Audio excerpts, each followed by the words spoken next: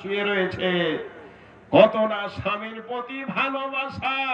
স্বামী অসুস্থ বলে স্ত্রীর চোখ দিয়ে ঝরঝর করে অশ্রু বয়।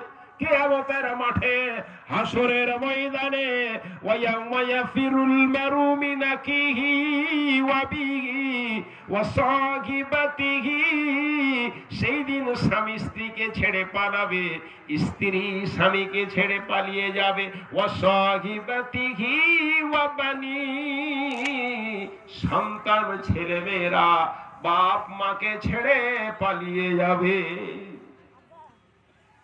এত ভয়াবহ মাঠ রব্বুল আলামিন তিনি বলছেন হাত্তা তানাল ইয়াকিন।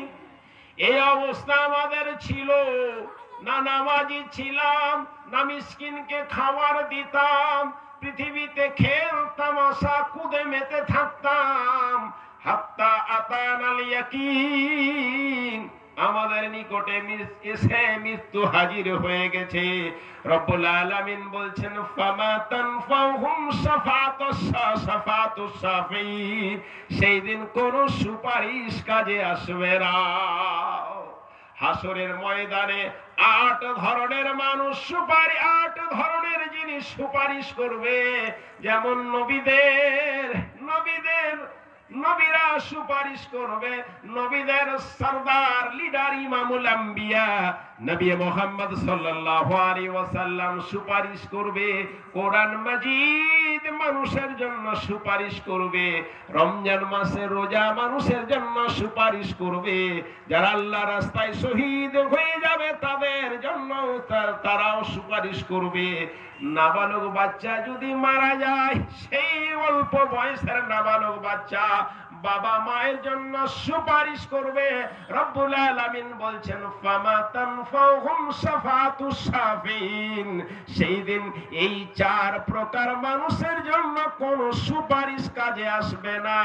না নবীরা সুপারিশ করবে, না আম্বিয়ারা সুপারিশ করবে, না নবী জনাবে মুহাম্মদ রাসূলুল্লাহ সাল্লাল্লাহু আলাইহি ওয়াসাল্লাম সুপারিশ কোন কাজে আসবে না। শহীদের সুপারিশ কাজে আসবে না, কোরআনের সুপারিশ কাজে আসবে না, রমজান মাসের সুপারিশ কাজে আসবে না, নাবালক বাচ্চাদের সুপারিশ কাজে আসবে।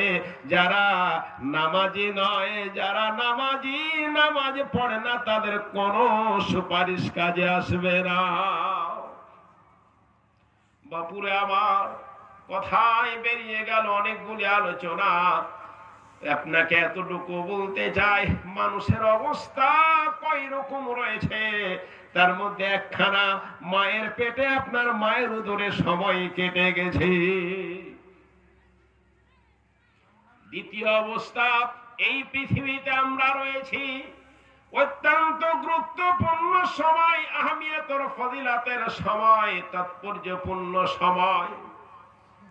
কেমন করে আপনাকে বুঝায়? পার্শ্বে আপনারা রয়েছেন লক্ষণপুর, নদীর এই পার নদীর ওই পারে কিছু বিহারের অংশ, তারপরে হরিশ্চন্দ্রপুরে যারা মাখনা চাষ করেছিল এই বছর বিঘা চাষ করেছে 3 লাখ টাকার মালিক হয়ে গেছে। কেউ 50 বিঘা চাষ করলে 50 লক্ষ টাকার মালিক হয়ে গেল। 100 বিঘা চাষ করলে 1 কোটি টাকার মালিক হয়ে গেল। 10 বিঘা চাষ করলে 10 লাখ টাকার মালিক হয়ে গেছে। সেই দিন জলসা করতে সে বানানো হলো হরিশ্চন্দ্রপুরে, যে গরিব মানুষগুলো জমি চাষ করেছে, এত টাকা হয়ে গেছে, তারা নিজের অ্যাকাউন্টে টাকা নিতে রাজি নয়। এত টাকা বাপ জন্মেও দেখেনি।